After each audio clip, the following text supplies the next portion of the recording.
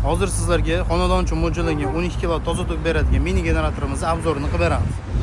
Ko'rishingiz mumkin, ustki qismlari juda ham chiroyli qilib ishlangan, ballonlari bor, qiynalib ko'tarib yurmaysiz. Ichki qismlari to'liq shumka bo'lgan, eshiklari Gelik zavodidan zakaz qilingan. Bu generatorimizdan siz 380 hamda 220 tok olib foydalanishingiz mumkin. Bu generatorimiz to'liq AVR sistemali, ya'ni o'zi o'chib, o'zi yonadi. Bu yerda kabel ulanadigan joylari bor. Hozir tekshirib ko'ramiz. Svet o'chganda necha sekundda tok beradi. 1 2 3 4 5 6 7 8 9 sekundda tok berdi.